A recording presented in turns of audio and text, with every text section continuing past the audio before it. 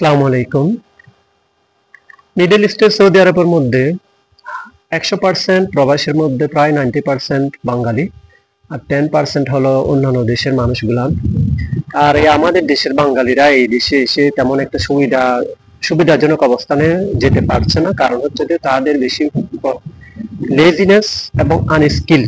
বর্তমানে যারা আসতেছে দালালের খপ্পরে পড়ে, তারা টোটালি তাদের জন্য লস প্রজেক্ট আমি বলবো, কারণ তারা কোনো কাজ জানে না। তাদের ফ্যামিলি জানে যে সন্তান দেশের মধ্যে কিছু করতে পারছে না, সে বিদেশে গিয়ে একলা একলা কিভাবে কি করবে। সে নিজেই তো দেশের মধ্যে পথ চলতে পারে নাই, বিদেশে সে এককভাবে কিভাবে পথ চলবে।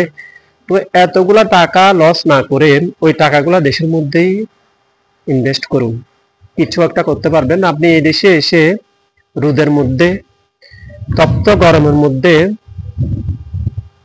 খেয়ে দিয়ে 20,000 25,000 টাকা পাঠাইতে পারবেন। তার চেয়ে বরং ওই টাকা 5 লাখ টাকা 6 লাখ টাকা গুলা দেশে ইনভেস্ট করুন, ঠিক তেমনি আপনি 20,000 টাকা ইনকাম করতে পারবেন, ওখান থেকে বাইর করতে পারবেন।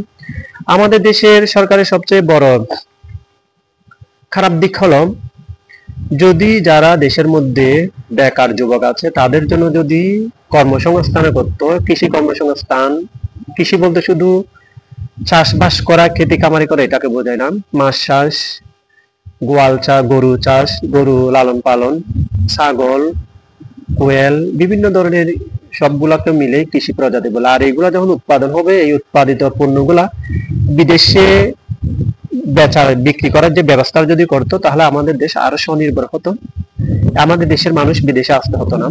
তো বিদেশে আসি বর্তমান যারা আছে তাদের জন্য টোটালি লস প্রজেক্ট, কারণ তারা অশিক্ষিত, বেশিরভাগ মূর্খ এবং কাজ জানে না। আমি আমার প্রজেক্টের মধ্যে 2 জন কন্ট্রাক্টর, বাঙালি কন্ট্রাক্টর নিয়োগ দিয়েছিলাম। আমাকে চোবানি খাবাই ফেলেছে। সে কাজ সঠিক সময়ে আমাকে সাবমিট করতে পারছে না। এই কারণে বারবার আমাকে অফিসের মধ্যে কৈফিয়ত দিতে হয় কেন আমি বাঙালি নিয়োগ দিছি। আর বাঙালিদেরকে টোটালি সৌদিয়ার মধ্যে কাজে, বিশেষ করে টেকনিক্যাল কাজগুলোতে লাইক করে না। বাঙালিদেরকে লাইক করে রোড ক্লিনিং এর কাজ, বিলের মধ্যে, তপ্ত রোদের মধ্যে খেতি খামারি কাজগুলা বাঙালিদের জন্য উপযুক্ত এই দেশে। So take care to everyone at future. তো দেশে বিদেশে না আসাই উচিত, যারা কাজ জানেন না। দেশের মধ্যে কিছু করেন, কষ্ট হলেও দেশের মধ্যে করেন, বিদেশে আসেন না। বিদেশের অবস্থা আপনারা জানেন না, জানলে ঠিকই আসতেন না। আর আসার পর তারা হাই হাই করে চলে যাওয়ার জন্য